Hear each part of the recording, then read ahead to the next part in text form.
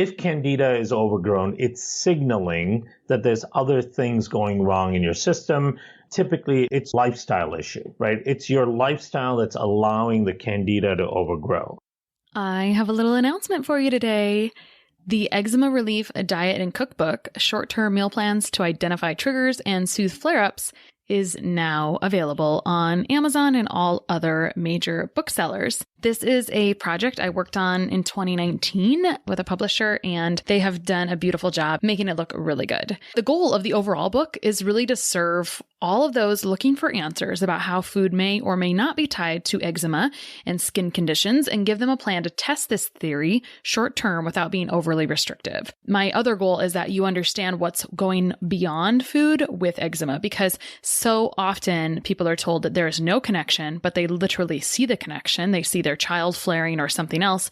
And so they need to have something that they can use to test this theory. So part 1 is background info. It's Eczema 101, topical info, warnings I have about not to overlook certain kinds of infections or you'll never get better, sleep issues, gut stuff, environmental stresses, etc., and other considerations for children. And part 2 is a meal plan and 75 recipes that are appropriate for those with allergies, the top 8 allergies, anyone that's got gluten or dairy issues and issues with histamines.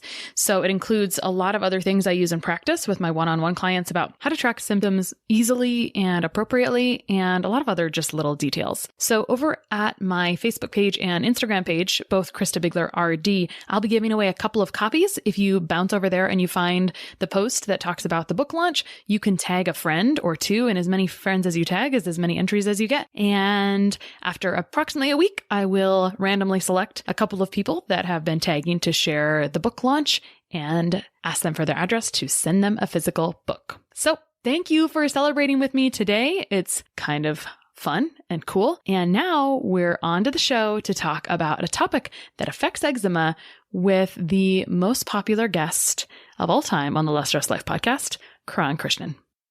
Welcome to the Less Stressed Life podcast, where our only priority is providing those aha moments to uplevel your life, health, and happiness.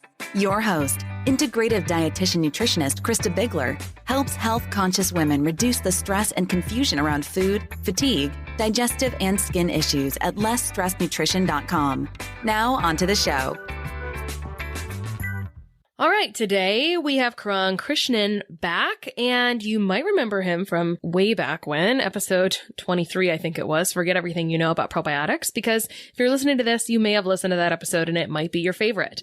So today we're talking about another topic that I find really interesting, and probably, I don't think there's like a lot of fantastic information out there on it. So we're going to talk about fungus. Even though Kiran really likes to talk about the microbiome, we're going to go and talk about the whole fungo ecosystem. So if you don't know Kiran, he is a research microbiologist that's been involved in the dietary supplement and nutrition market for the past 17-ish years. He comes from a strict research background and has spent several years with hands-on R&D in the field of molecular medicine and microbiology at the University of Iowa before leaving to lead the world's largest supplier of therapeutic enzymes for the supplement and pharmaceutical industry.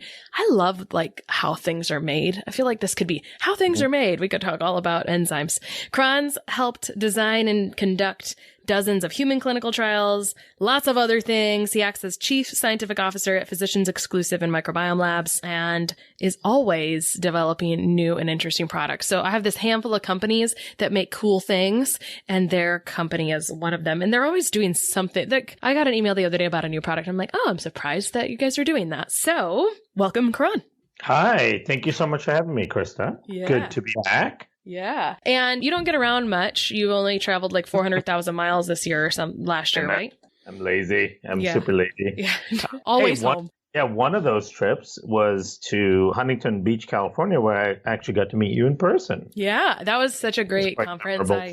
Very excited to come back to Arizona next year for the meeting of the nerds. And I've had the fortune. This year. Yeah, this year. Sorry, I don't know what year I'm in half the time. So since that conference, I mean, you did a great job of assembling high quality nerds to talk intelligently about the microbiome, like not in a way that makes anyone fall asleep. And it was wonderful. And we've gotten to interview a few of them. I've had, Dr. Frankel and Dr. Sivamani, and I can't remember who else, but it's been been really nice. I like when you connect us to other great people in the field. So yeah, and that's kind of the whole point is our goal. And most of the people that came to speak are researchers in the microbiome area, right? And these are the people that we do research collaborations with. So they're at the tip of the spear. Our whole world is about trying to connect the tip of the spear researchers in this field to practitioners like yourself who need the more practical applications for microbiome science. Oftentimes there's a huge gap between those two existing worlds. Mm-hmm. And, one of the things I try to do is bridge that gap. So it was exciting to see that you were able to come and 200-300 other practitioners were able to be there and then interact with the researchers. Yeah, it was fun because on Sunday we got to sit around in unorganized circles, which was wonderful. Like we don't need organizations. We just sat around in circles and kind of 20 questioned or 200 questioned the researchers. Right.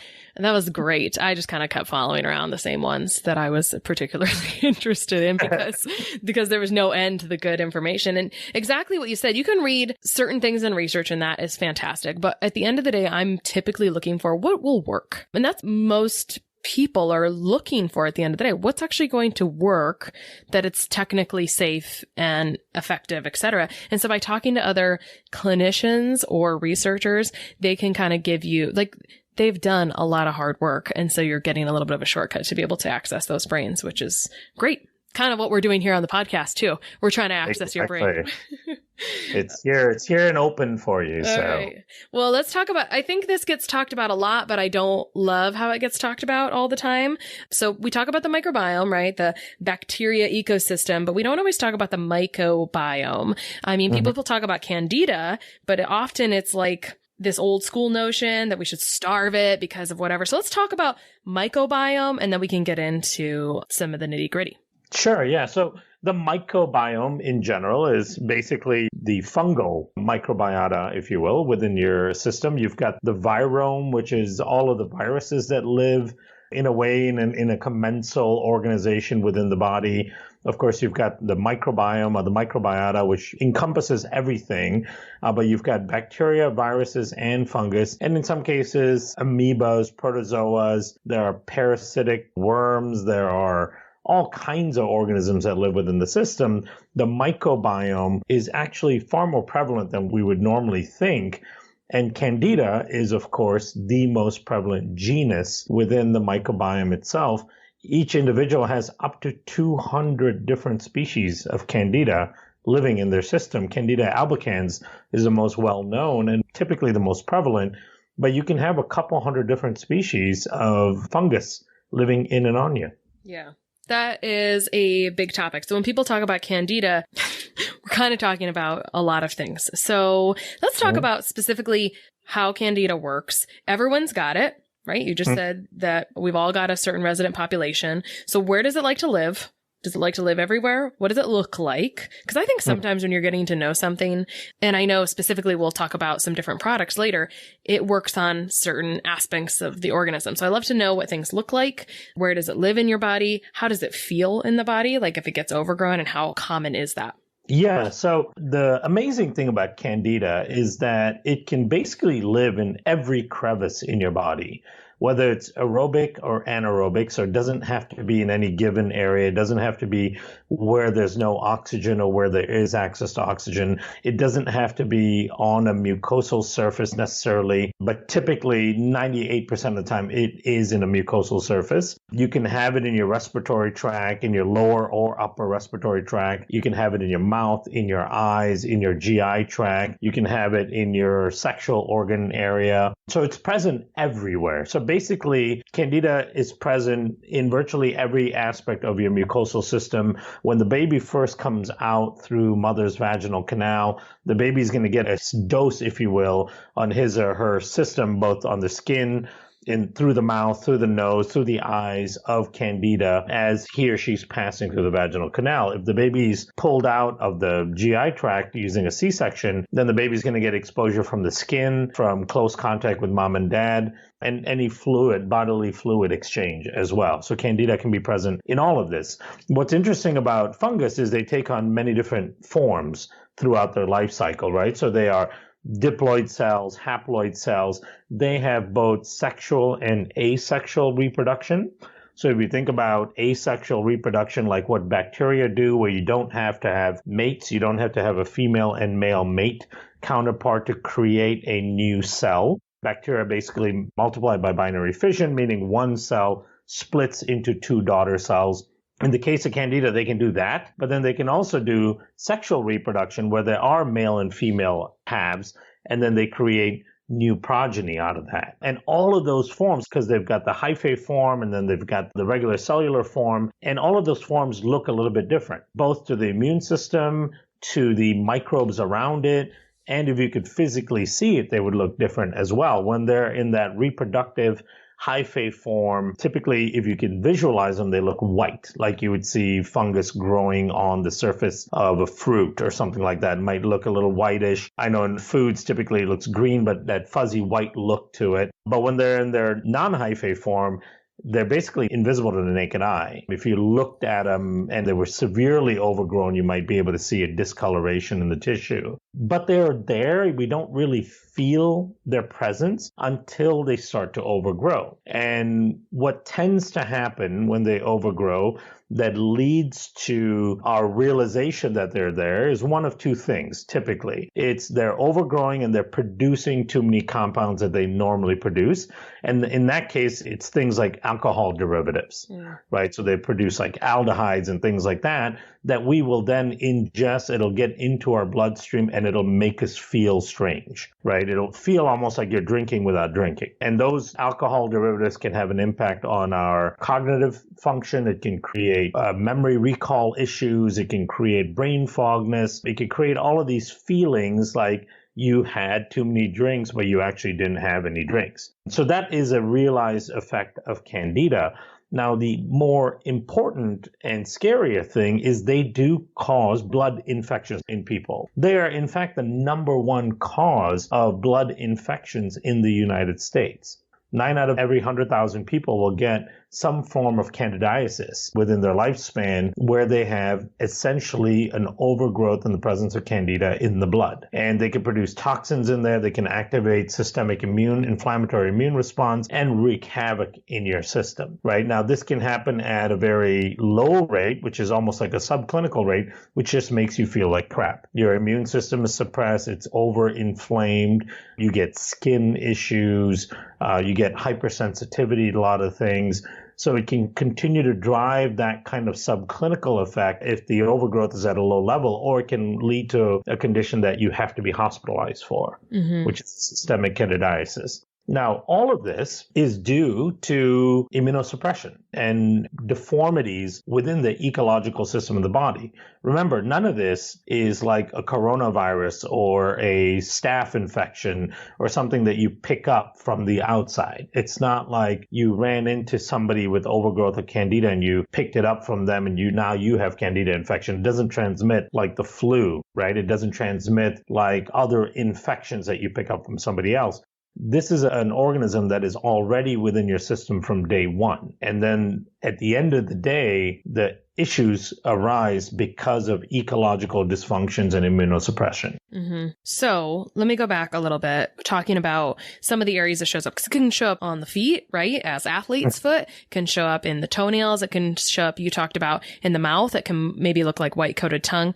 People have complaint of itchy ears, itchy ear canals. Sometimes it's in the sinuses. What does it look like in the eyes? You know, if it's overgrown in the eyes, your eyes are constantly going to be red. You can actually have vision issues within the eyes. You can have severe dryness and sensitivity in the eyes. And, you know, in the worst cases, it can actually compromise eyesight. Maybe a comorbidity of people with diabetes, for example, you know, who aren't getting adequate blood supply to the capillaries in the eyes. So it's really problematic. And again, you know, there are hundreds of different species of Candida and 150 to 200 or so. And it's not always albicans. And that's the one that we tend to pay a lot of attention to. But all of these Candida species are involved in different parts of the body, the skin, the oropharynx, lower respiratory tract, GI tract, the genitourinary tract. They're all covered in different species of Candida. So I want to talk about why this is such a limit for testing. But first, before we jump to that, still talking about kind of the life cycle and how Candida functions. I'm imagining the hyphae like a tadpole version of Candida because it's sort of doesn't it have a tail? It does, yeah. Uh-huh. Okay. And a hook, really. That's the part that really is interesting because it kind of barbs into the tissue. Yeah, that sounds exciting. Yeah. if you don't want too much of it. Now, when you mention toxins, all organisms need to consume and then create waste. And so we're talking about the waste of those particular, and different ones create different types of waste or toxins that create kind of a domino effect in the whole ecosystem, correct?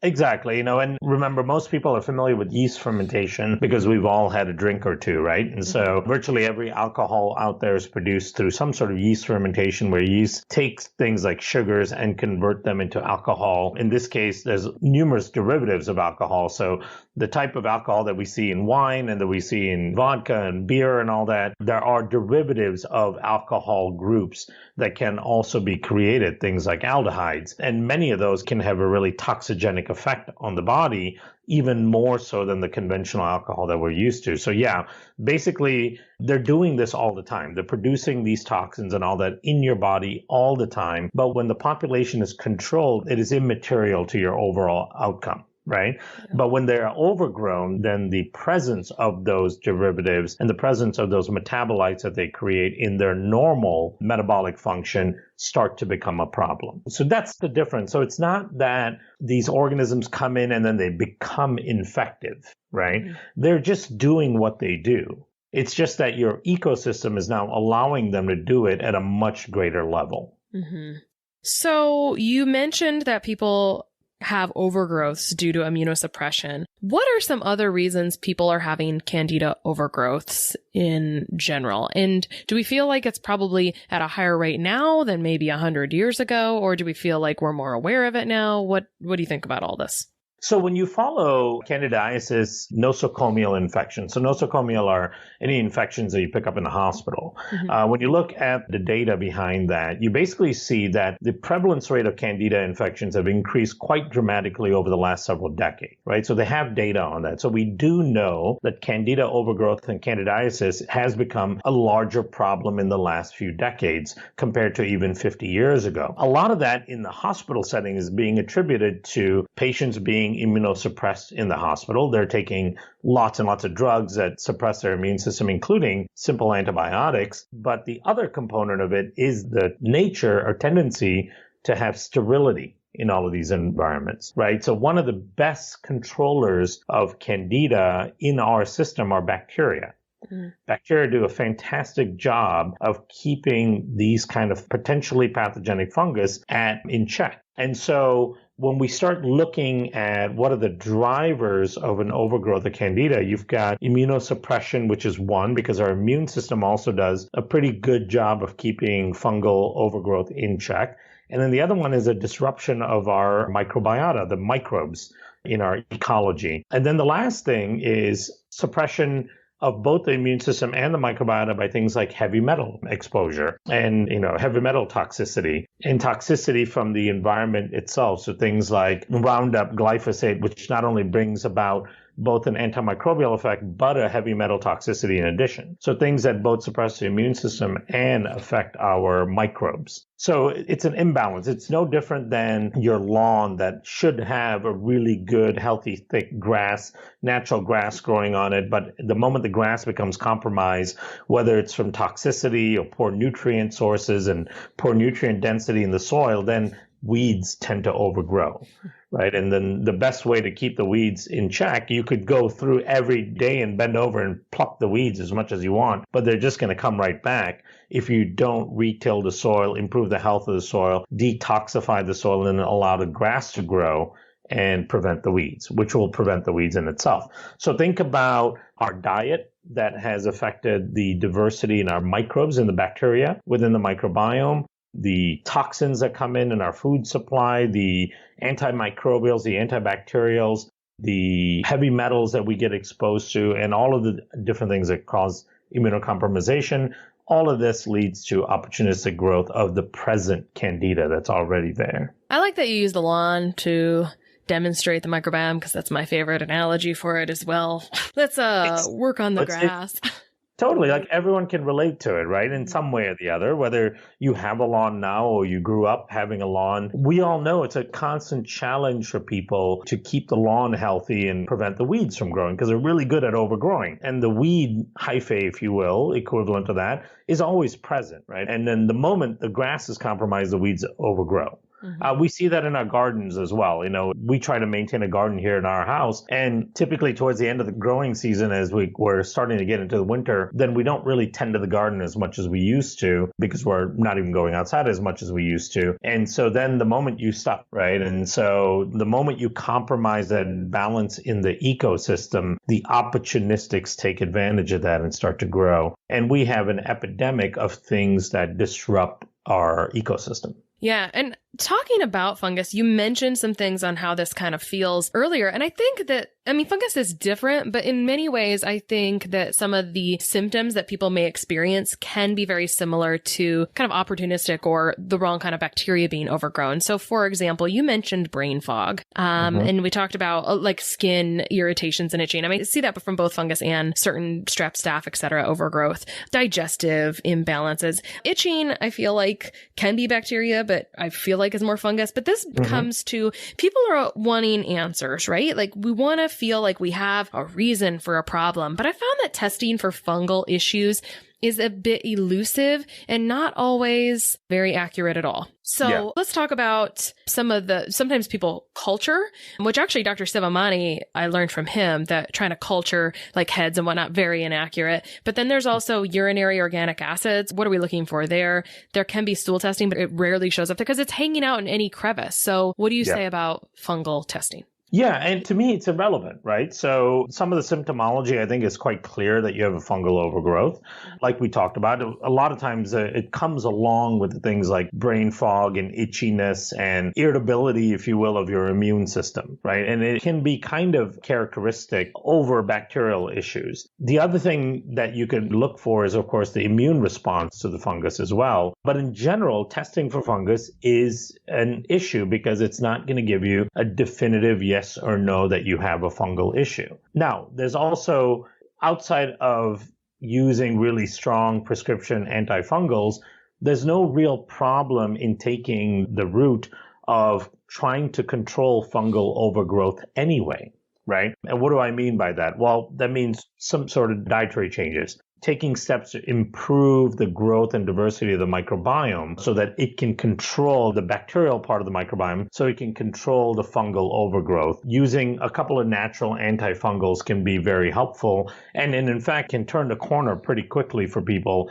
as you start to see that your symptoms were associated with fungal overgrowth. So at the end of the day, the testing is not very accurate. It's not going to give you a definitive yes or no. And whether it gives you a false positive or a false negative, which it can do both depending on the type of testing you're doing, really the approach should be pretty much the same, whether you have a definitive fungal overgrowth or you don't. Now, there are cases where you require a prescription antifungal, and that's something for you and your doctor to decide. But if you're subclinical and you've got these symptomologies and you suspect them to be fungal related, utilizing a natural antifungal that's not very harsh on your system, and then doing things to support the beneficial bacterial overgrowth, and modulate the inflammatory immune response to some degree, is overall beneficial anyway. It'll help control the fungus. And even if the fungal overgrowth is not that significant, it's still beneficial for your system. And I think what you were saying in kinder words a moment ago was that if your blood sugar is running amok and all you're eating is sugar, then you may be allowing the natural residents of your fungal ecosystem to overgrow significantly, right? Exactly. So the way we think about Candida all the time is that it's a canary in the coal mine. Right? If Candida is overgrown, it's signaling that there's other things going wrong in your system. Typically, it's a lifestyle issue, right? It's your lifestyle that's allowing the Candida to overgrow. Whether the lifestyle is causing the rest of your microbiome, the bacterial components of your microbiome to be compromised, which means that either using too many antimicrobials in your household, you are eating foods that have a lot of antibacterial in it. Maybe you've had too many courses of antibiotics over the last several years. because every time you get, respiratory infection or a sinus infection, you're going to the urgent care center looking for an antibiotic prescription, and or your diet is completely out of whack. You've got too much sugar intake, too many simple sugars in your system, of course, highly processed foods. You're not sleeping enough. You're compromising your immune system by not providing enough micronutrients. So all of these things kind of coalesce together to create a scenario where the Candida is allowed to overgrow. And more often than not, unless we're talking about a blood infection, Candida overgrowth is a signal that your lifestyle needs correcting. Mm-hmm. And the way to control the Candida is by just correcting the lifestyle. It'll be brought back under control. Mm-hmm. So I want to talk about products because I think there's like a couple classes really, but I have some concerns about sometimes people will go and try something typical like oregano that is used for both bacterial and fungal overgrowth. But it seems when people have done this, it almost feels like there's a little bit of resistance that starts to develop after time. So let's say someone just kind of, people are like, what is that? Willy-nilly? Like I willy-nilly take oregano here and there and don't really have a plan. So like I'm picking weeds, but not really replanting grass seed is kind of how I would describe it. So it feels like when people are sort of just kind of willy-nilly treating Candida overgrowth without this strategy. So if they're taking that oregano, are they sometimes inviting resistance to the party? Is there fungal resistance like bacteria resistance? So it's not so much resistance. The problem is that the ecological impact that they're making with taking those things aren't going to lead to a net control of the Candida. Let me explain that. So, the way Candida exists within the system, of course, it's an opportunistic organism. So it's going to take over any open real estate, or it's going to take over when the metabolic profile of that ecology favors it, right? For example, the pH goes up in your gut. Let's just use the gut as an example. The acidity in the gut is less. Now, when the gut is more acidic, there are bacteria that do better in that environment than Candida would. And so the bacteria have a better competitive basis against the Candida, and it'll keep the Candida under control. But when the pH starts to go up, for various reasons, and there's numerous that we can talk about, then you start to give the edge to the Candida. When the nutrient sources are far more simple sugars and processed foods, that supports the growth of Candida over the bacteria. And a lot of times what Candida does is they form relationships with certain pathogenic bacteria that also like those conditions, and they will create what I call pathogenic condominiums, if you will, right? So Candida doesn't really produce biofilms, but they can hang out with bacteria that do produce biofilms, and they'll form a partnership where take something like a streptococcus will produce a biofilm and then allow the Candida to live within the biofilm. And because both of them like a higher pH, both of them like more sugar intake. So they both kind of like similar environments. And the streptococcus goes, hey, I can create kind of a protective shell for us. You do all your metabolic functions and produce things that are good for me. And let's create this partnership in this pathogenic condominium. So they build layers and layers of biofilm with both Candida and streptococcus, right? So imagine you've got this pathogenic condominium. You've got other commensal bacteria around there trying to kind of break down this pathogenic condominium and compete with these organisms. Some lactic acid bacteria trying to produce lactic acid to bring down the pH so it makes it less favorable for the Candida and the streptococcus to grow. And while all of this is going on, you throw an oregano oil in there that hurts the lactic acid bacteria, that hurts the commensal bacteria, and then may hurt the streptococcus and Candida to some degree as well, all of which get harmed to some degree, and it doesn't in any way favor the growth of the commensals and the lactic acid producing bacteria, right? So we're not creating a net change in the ecological forces that works against the Candida and any pathogens that they may have formed a partnership with.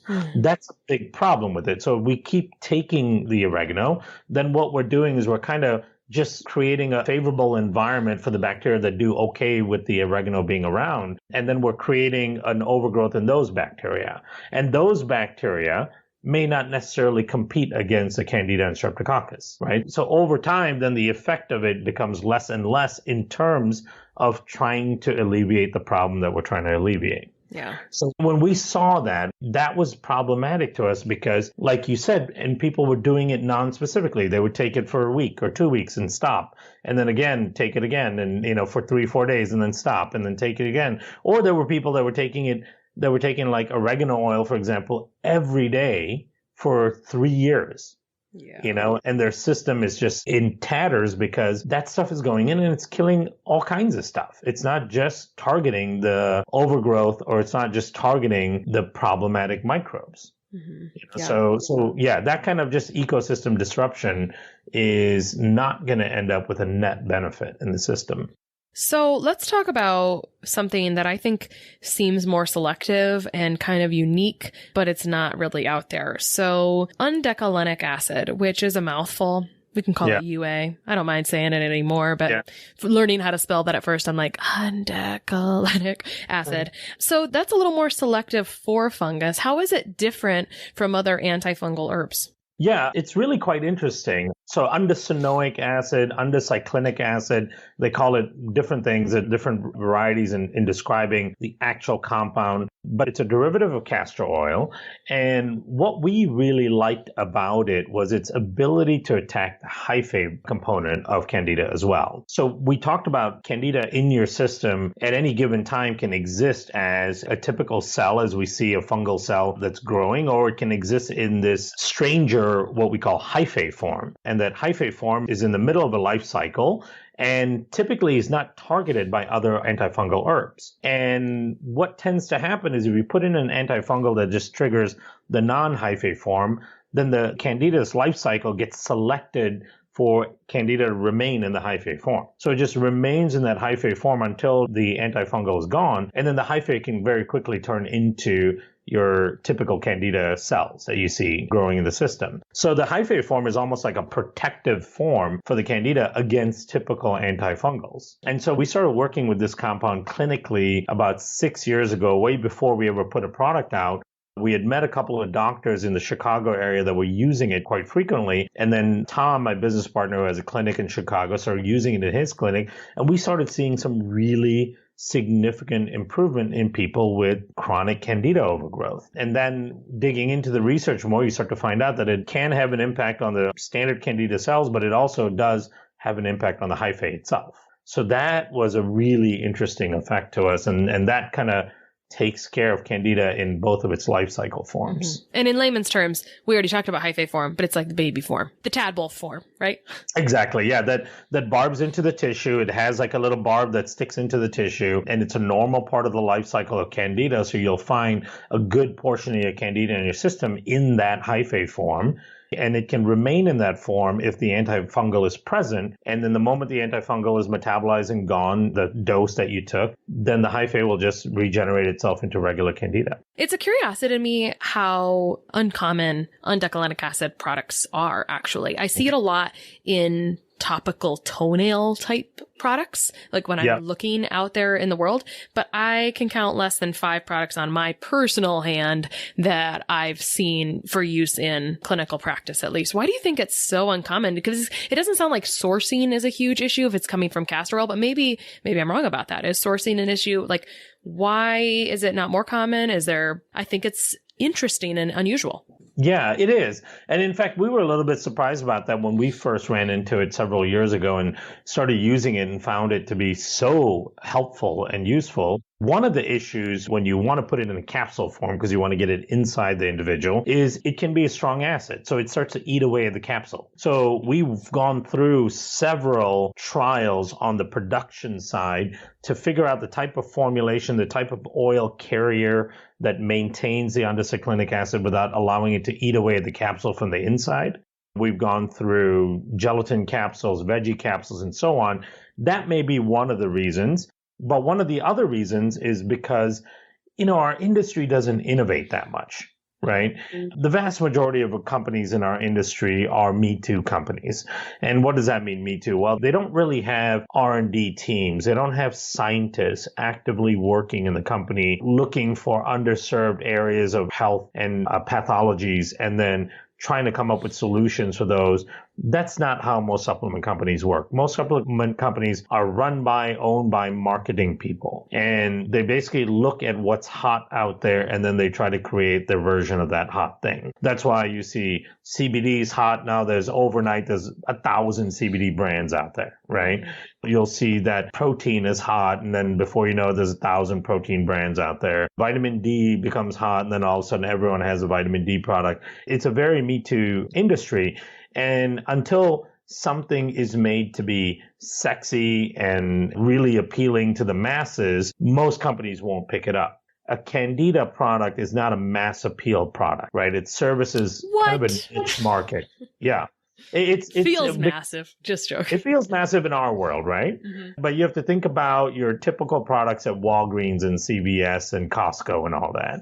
They are trying to appeal to just the average person walking around that knows very little about health, that has your conventional problems of, trying to lose weight, maybe trying to bump your immune system up during cold and flu season, taking a multivitamin with a Flintstones multivitamin, a gummy multivitamin. That's the biggest chunk of the supplement industry, right? More than 52% of the supplement industry are these crappy multivitamins. Mm-hmm. Right. So that's the audience that most supplement companies are playing to. And that audience walking around is not going, man, I have Candida overgrowth. I need to do something about it. In our world, in functional medicine, with an audience that is really vigilant about their health and have suffered really significant health issues over long periods of time, and then they come into the functional medicine fray, those people are a whole different class, right? And those people know what Candida is. Think about it this way, like stopping 100 people on the streets of any big city, asking how many of them know what Candida is. You might get 1 out of 100 people that know exactly what it is, right? But most of them know what weight loss components are. Most of them know what vitamin D is. Most of them know what vitamin C is. And so that's where supplement companies appeal to. The only reason we found it is because we did a deep dive into looking for solutions for Candida for the patients that we see. And I can tell you, if we do our job right and we make this a component, an ingredient that is more mainstream, you'll start to see companies copying it. Mm-hmm. Yeah. I kind of wonder how long it's been around. Any idea? I mean, it's been around forever, but when did it start becoming in products? Or was there research around undecylenic acid at a certain time? Is this more recent? Or has it been around for a long time and just no one's really done anything with it? It's been around for some time. So because it's a derivative of castor oil, there's been studies from decades ago on the ability of castor oil to reduce fungal overgrowth. Mm-hmm. They didn't necessarily identify the one derivative in it, the one component of castor oil is undecylenic acid, but the research on the impact of castor oil has been around. Off the top of my head, the first studies I saw on this are 20, 30 years old. Mm-hmm. But I did not see it in any product. And when we first saw it in a product, it was about 6 or 7 years ago, and it was the only product that we found it to be in. We did not see it in any other product in the United States. We did find it in some products in Asia, and we did find it in a couple of products in Europe. And often some of these regions tend to be a little bit more progressive with utilizing derivatives of either oils or plants or polyphenols and so on. Mm-hmm. So it is a really effective component, and it has to be brought to the forefront so people know that there is an option. Right. So that's really the key. I mean, I've introduced this as a compound to so many people on so many Facebook groups and all that have been fighting Candida and trying what they call, quote unquote, everything, and have never heard of this. Mm-hmm. So, I mean, it works. I think of it as quite selective, right? It works on the hyphae form. Does it work on any bacteria? Is it just specifically selecting hyphae of the Candida? Because sometimes people can take this and things that we thought were coming from bacterial overgrowth also seem to improve. So I'm just kind of curious if it ends up working on opportunistic bacteria. Does anything help it work better? Etc. No, we don't have any data that it'll work on opportunistic bacteria. So we think that when you're using undecylenic acid, that you're pretty much going after the hyphae form of Candida. Now, that is not quite enough. So when we formulated our anti-fungal product, we didn't just put undecylenic acid in it, right? So we also wanted to lower the production rate or the growth rate of the asexual Candida, the cell form of Candida that could be multiplying by binary fission without the hyphae form. Because remember, Candida was discovered to have both types of reproduction. It can reproduce like bacteria do, or it can reproduce through sexual reproduction, which is the hyphae form. So that's when we started using propolis as well. What we were looking for is in nature where animals and humans and all that come in contact with a good anti-fungal, which really negates the growth of fungus, and that's propolis, because bees use it in the beehives to prevent fungal overgrowth on their sugar, which is honey. Mm-hmm. And it's extremely potent, and that's why one of the reasons why honey can sit at room temperature and not grow fungus and not grow bacteria. There are antimicrobial compounds within honey as well, but the propolis is extremely powerful. So the way we thought about it was if you use both propolis and undecylenic acid,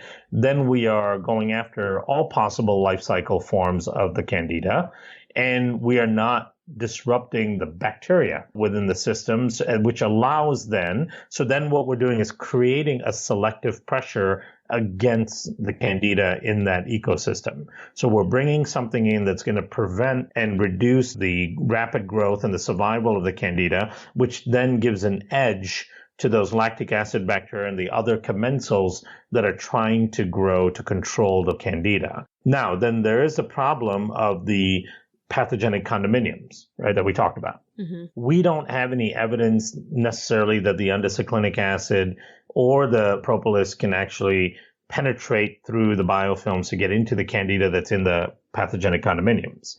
Now that can be taken care of by spore-based bacteria.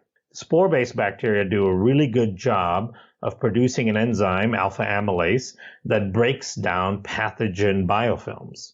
And so when you go into the system with the undecylenic acid, with the propolis, and the spore-based bacteria like the HU58 or the megaspore, then you are targeting those pathogenic condominiums, you're targeting the cellular form of the Candida, and you're targeting the hyphae form of the Candida, all the while supporting the good commensal and lactic acid bacteria so that they can grow and then they can continue to maintain the control over the Candida even once you remove the antifungals. You know, you were mentioning earlier how a lot of people are out there looking for Candida solutions, and there's not a lot of UA products on the market for oral consumption, but there are. I mean, when I look online, I see a handful of them for toenail fungus, which is maybe a much larger concern. People don't maybe relate it to the fungal. Maybe they don't think about it very deeply. But if someone is dealing with foot fungal thing, do we think that addressing it topically is enough? By the way, that takes a really long time to correct, it seems as well. Or do people need to address it internally as well? And, you know, something else you were talking about, you can't really catch Candida issues, but people share their microbiome when they live together. So does it seem like when people live in a household and one person has Candida overgrowth, do you think there's a greater susceptibility to the other person? And maybe that's automatic because you're maybe consuming the same things. You have the same environment, so we're allowing for that overgrowth. Yeah, absolutely. So anytime there's things on the surface of the skin, unless it's something that you picked up from contact, like a contact dermatitis that comes about, typically it's driven by dysfunctions on the internal side, right? So same thing with acne. We finished and are publishing first study on acne showing we can significantly reduce acne lesions on the skin by just focusing on the gut without using anything topical at all, right? We saw about a 40% reduction in acne lesion count just using a probiotic in 30 days. And that speaks volumes because that shows you that what is reflected on the skin is really a problem or something that's occurring underneath in the circulatory system.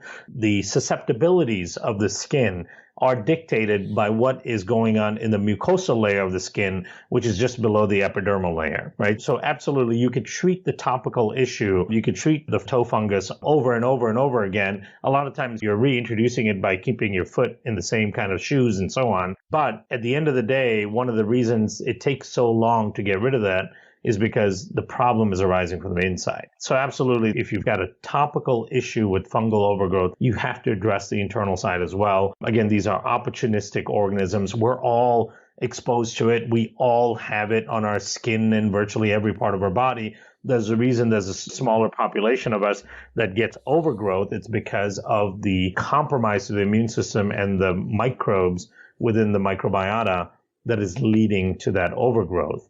People pay a lot of attention to the toenail fungus stuff. And in fact, there's a lot of very common toenail fungus products. And again, that's because it's a topical cosmetic issue, right? People more often than not pay more attention to cosmetic issues that affect their self-image and affect their self-esteem than things going on internally, which actually could be much worse for their overall outcome, right? True.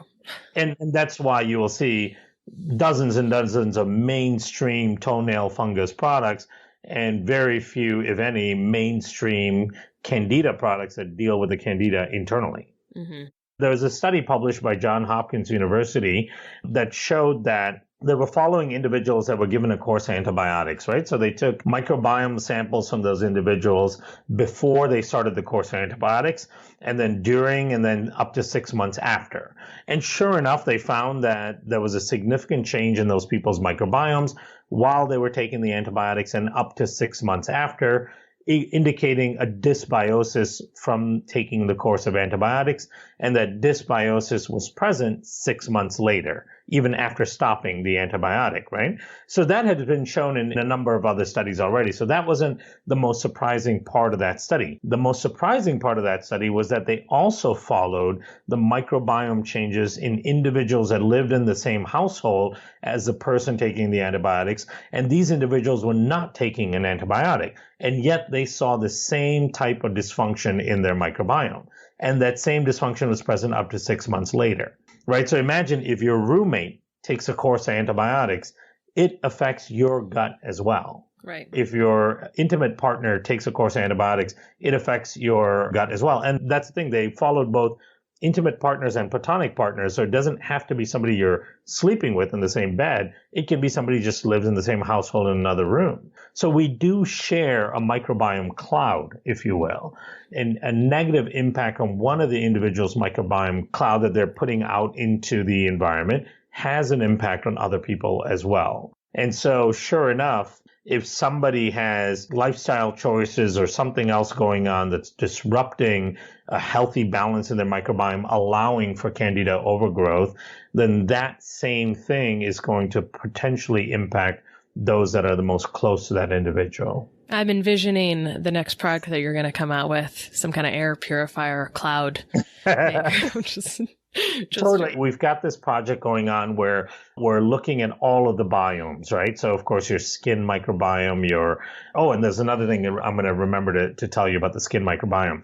But looking at your skin microbiome, your home, your pets, your soil, and all that, and identifying ways of testing where the health values are or where the indexes are for a measurement of health of each of those biomes, and then how do you change it? Because all of those matter, right? All of those have an impact in you. Even if you are really good about your diet and you eat really clean, then the other biomes around you in your home, in your car, in your pets, your dogs, your soil, outside, all of those would have a negative impact. So it becomes important to really start to take a broader step, understanding all of the ecosystems around you that impact you. And a lot of times people are just focusing on their own ecosystem within their bodies and not paying as much attention to the ecosystems that they exist within, right? So that's an important thing. Now, a study just came out, which I actually just posted on social media not too long ago, showing the chronological predictability of measuring different microbiotas. Right. So there's a group that's been studying the microbiome to figure out whether or not they can predict someone's chronological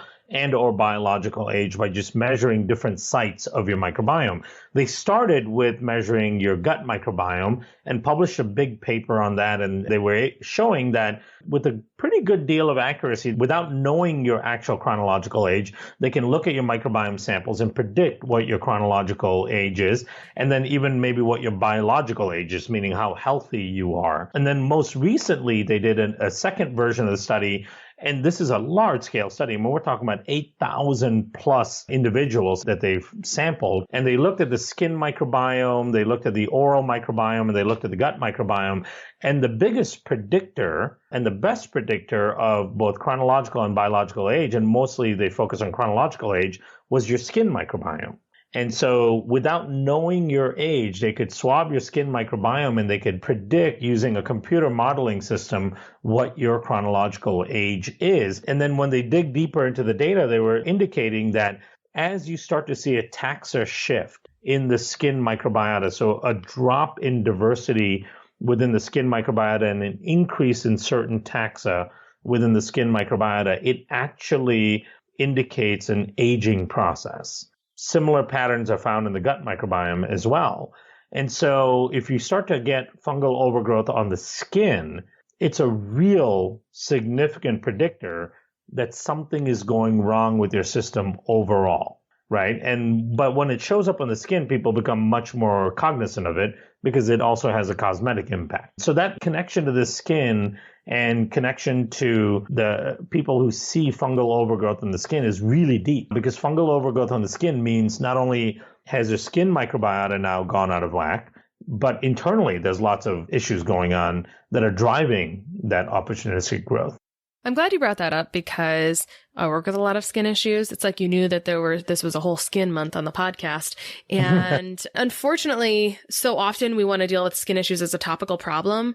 But some of them are very simple to resolve and some of them are very long-standing, takes a lot of effort because there is a lot going on in the inside. And it's kind of like your body's last straw trying to demonstrate it, which is frustrating. And people don't want this visual thing to take a long time to fix. But unfortunately, it's often a measure that there's this bigger thing inside. And we just want things topical to stay topical and to stay simple.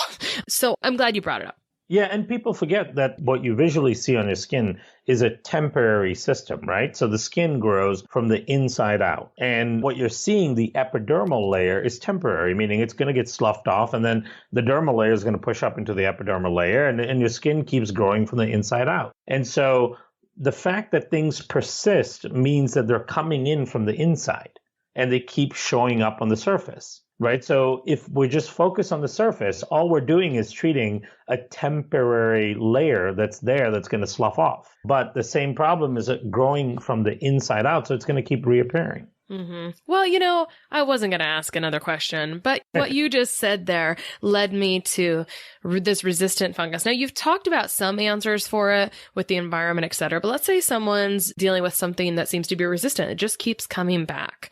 So that might be environmental. It might be something, there might be a host of things, but I kind of wonder about this other major fungus without being weird about it, right? Because it's becoming a part of our lives now, which is mold. Mold is a fungus. And so I wonder how often that is also going on underneath the surface, where it seems like, okay, we get a hold of it and then it's back type thing. Right. And I think, mold in the environment plays a significant role in what's going on to fungal overgrowth on your system, right? So in part because exposure to mold toxin, mold that may be growing in your walls or in your closet somewhere or in your pipes or in your car or in your bed, you might be sleeping on mold overgrowth in your bed, and then they're producing toxins, and then the mold spores are airborne. The constant exposure to the mold spores and mold toxins in the environment actually have a significant impact on compromising your immune system, which then allows the mold and fungus on your system that's already there colonized to grow. Mm-hmm. And remember, everything around this is antibacterial. Right. So one of the problems with an antibacterial world, like, for example, you're cleaning all your surfaces with antibacterials, all of these antibacterials are allowing mold to be more prevalent in our environment. And so environmental mold has an impact on our immune system and the way our body functions, which then actually supports and allows the growth of mold and fungus that's colonized in our system as well. Well, that's what I was going to say. Once someone's exposed to something for so long, now we have this new resident. I don't think that the fungus or the spores or the mycotoxins or whatnot that mold really sets up in our system. They're not native, right? So they're coming in and they set up their own super community as well, right? And then they start producing and they have their own life cycle inside of you, which makes it kind of challenging. Absolutely. And then they're constantly producing toxins inside of you. And some of those toxins are really toxigenic, right? Some of them are kind of hypertoxins that create systemic inflammatory effects and really compromise your immune system and really compromise your body's detox systems as well. So they set up an environment that really favors not only their growth, but the growth of the mold and fungus that already colonizes your system. Mm-hmm. Yeah, that's my least favorite root cause of potential skin issues, because who really wants to get into that deep of a thing when we perceive it as just the topical issue? So we were talking about UA, undecylenic acid, undecylenic acid. However, there's a few other names for it, right? What were some of the other ones you gave? undecylenic acid, undecylenic acid. Yeah, there's a number. Yeah. So we were talking about undecylenic acid and how it's not very common to find on the market. But of course, Microbiome Labs has a product called Mega Mycobalance. It's a practitioner-only based product. But if you go over to kristabigler.com/shop, you can find how to get all Microbiome Lab products, which are well used in my practice. Megaspore has been a favorite for years now, thanks to Kiran, right? Yeah, thank you. And we find it to be extremely effective, especially when you pair it with the spores. And the key there is that the two antifungals in the product, the undecylenic acid and the propolis, are going to target the fungal overgrowth and create a selection pressure against the fungal overgrowth in the system. But you also need to support the increased diversity of the beneficial bacteria within the system, because ultimately that's what's going to lead to long-term control, right? You don't want to be on an antifungal forever. You don't want to have to take something like the Mega Mycobalance for the rest of your life just to keep your fungal overgrowth under control. And so the only way to do it chronically is to not only while you're bringing down the fungal overgrowth, you're increasing the growth of the beneficial commensals. Ultimately, they're the ones that are going to do the job of keeping things in homeostasis. So we always encourage people to use it with the Megaspore. And in some cases, we add in that HU58, which is the high dose of subtilis, if there is suspicion that there could be bacterial pathogens that are part of the pathogenic condominiums. And oftentimes when you have fungal overgrowth, especially Candida, that is a present issue. So we always advise people take the Mega Mycobalance with your regular dose of Megaspore, and then try to get 2 caps of the HU58 in as well during the acute phase of trying to bring this under control. Kiran, where can people follow along with Microbiome Labs online? So come to our website, microbiomelabs.com. From there, you can find lots of research resources, webinars, videos. You can also pop my name into YouTube and you'll find a number of talks and presentations and all that's on there. And I think our blog may still be connected to our website as well if they come on our website. But just come over to microbiomelabs.com and you'll find a number of resources to nerd out on. Awesome. Thank you again so much for coming back to talk to us all about one of my favorite topics, fungus. Thank you. One of the best gifts you could give us at the Less Stress Life is your feedback. We are paid in podcast reviews. If you enjoyed this or any other episode, please leave us a review. In the iTunes store or from your podcast app, just search for Less Stress Life as if you're not already subscribed. Click on the banana face image, scroll to the bottom where it shows the text of other reviews, and write a review. While you're there, hey, make sure you hit subscribe. For Android or Stitcher users, you gotta go to the desktop site and search for Less Stress Life, and then scroll down to leave a review. Stitcher doesn't load Apple reviews on their site, so if you want, you can leave a review in both places. Your feedback means a lot to the success of the show. Thanks so much for taking the time to do that. You rock.